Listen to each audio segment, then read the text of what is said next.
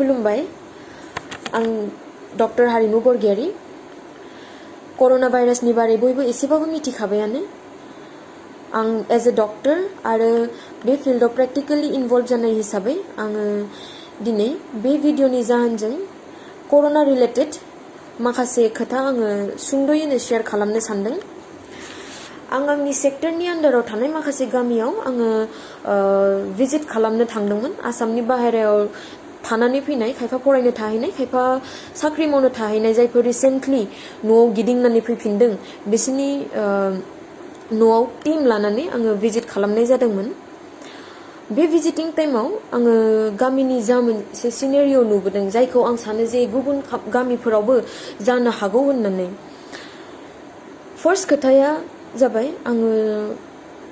गामिनि मानसिफोरनि गेजेराव सांग्रांथिखौ एसे खम नुनो मोनदों ज' मानसि बाहेराव गेदार जानानै थानाय गेलेनाय बेरायलाबाय थानाय आङो नुबोदों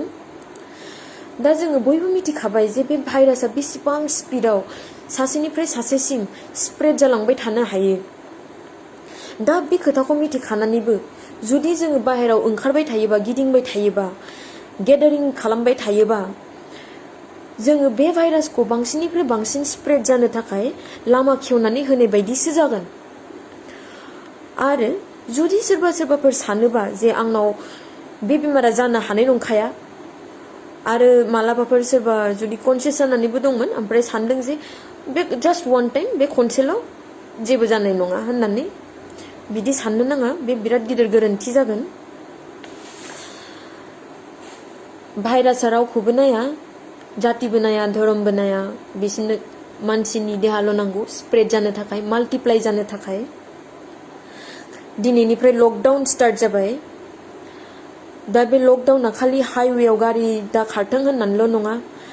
हाइवेनि सेरनि बाजारफोर दुकानफोराल' बन्द थाथों होननानैल' नङा बयबो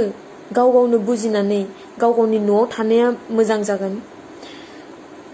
रावबो रावनिबो न'आव थांलायलायनोबो नाङा फैहोलायनोबो नाङा आरो बे खोथायाव गाज्रि मोनलायनायनिबो खोथा गैया बेयो बयनिबो मोजांनि थाखायसो दा बे लकडाउन टाइमाव इमारजेन्सि टाइमावल' ओंखारलांनांगौ जानो हागौ मालाबा थ' बे इमारजेन्सि टाइमाव जुदि ओंखारलाङोबाबो जेसेबां प्रिभेन्टिभ मेजार्स दङ बेखौ मेनटेन खालामनांगोन आरो ससियेल डिस्टेन्सिं होननायखौ मोजाङै मानिनानै थांनांगोन जाहाथे नों सोरजोंबा रायलायोबाबो बे 1 मिटार डिस्टेन्सआ मेनटेन जायो साइडआव सोरजोंबा जिरायनानै थानांगौ 1 मिटार डिस्टेन्स जाहाथे मेनटेन जायो आरो मोनसे पइन्ट बयबो बिदि साननानै माने बुंदोंमोन माने कि इन्डियाया मोनसे गरम जायगा थ' बेयाव बे भाइरासआ फैनो हानाय नङा बा आसामानो गरम जायगा ओंखायनो भाइरासआ फैनो हानाय नङा बिदि नङा जुदि गरम जायगायाव बे भाइरासआ फैनो हायामोनब्ला होमबा महाराष्ट्रायाव दिल्लीफोराव केरेलाफोराव बे केसआ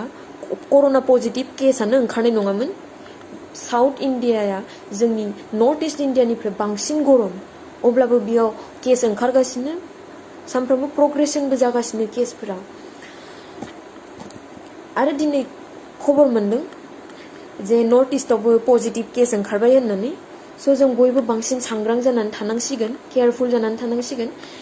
एसेयावनो आं बुङो कनसियास जानाया मोजां खोथा केयारफुल जानांगौ खिन्थु अभार कनसियास जानानै पेनिक जानाया घाबरायनाया मोजां खोथा नङा आं मोननैसो गामियाव आङो नुबोनो मोनदों जे गामिनि मानसिफोरा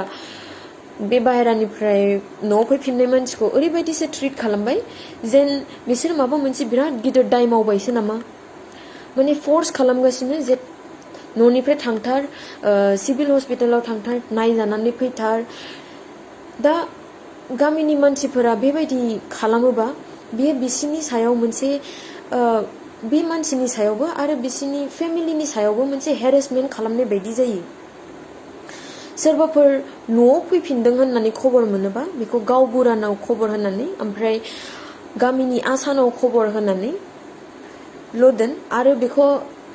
आरो बे खोथाखौ एनश्योर खालाम बयबो गामिनि मानसिफोरा जे जायफोर न'आव फैफिनदों बिसोरो जाहाथे न'निफ्राय ओंखारा जाहाथे जेराव मेराव गिदिंलाबाय थाया आरो जाय फैदों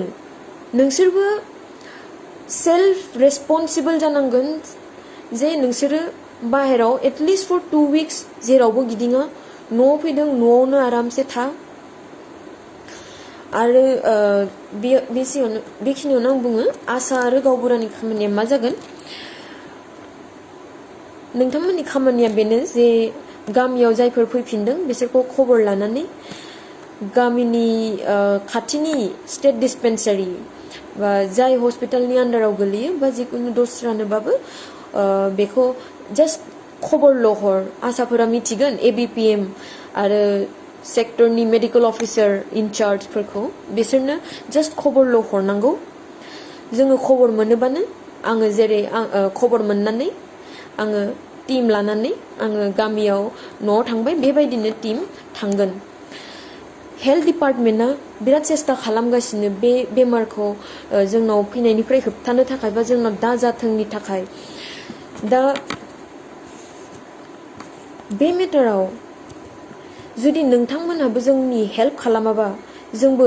हेल्पलेस जागोन दा नोंथांमोना जोंखौ बोरै हेल्प खालामनो हागोन बे जास्ट कि न'आवल' थानांगौ आरो जेबो खालामनो नाङा बाहेराव गिदिंलाबायनाङा जास्ट बाय डेट बिदिनो नोंथांमोना जोंखौ हेल्प खालामनो हागोन जों जोंनि खामानिखौ मावबाय थागोन जोंनि हेल्थ डिपार्टमेन्टआव मोनफ्रोमबो गामिनि आसामनि बाहेराव थानायनि लिस्ट दंजोबो सोर सोर न' फैफिनदों बेफोरखौ जों ट्रेस खालामनो नाजागासिनो आरो बेफोरखौ जोङो बिसिनि न'आवनो थांनानै जोङो नायनानै फैनो थाखाय जोङो लामा लागासिनो इभेन बर्डार्सफोरावबो आरो रेलवे स्टेशनफोरावबो एयारपर्टआवबो जोंनि टीम्स मेडिकेल टीम्स हरनाय जादों नायनो थाखाय आरो जेसेबां जुदि बारग'नानैबो फैयोबा जोङो बिसोरखौ न'आवबो जोङो ट्रेस खालामनाय जागासिनो जों खालि थाखुमानानैल' थानाङा गामिनि मानसिफोरा बेबायदि फर्स खालामबाय थायोबा बे मोनसे थाखुमानायनिबो जाहोन जायो रागा जोंनानैनो आं थाङा मा खालामनो खालाम बेबायदि टाइपनि जायो स' बिदि खालामनो नाङा हेरेसमेन्ट होनो नाङा जों दङ जोङो न'आवनो थांनानै जोङो नायनानै फैगोन जोंनो जास्ट खबरल' होनांगौ जोंखौ बे फाइटआव नोंथांमोनहाबो हेल्प खालामनांगोन आरो नोंथांमोना न'आव थानानैनो जोंखौ हेल्प खालामनो हागोन आरो जेरावबो ओंखारनो नाङा होमबासो जोंबो बे खामानियाव साक्सेसफुल जागोन आरो जयै जोङो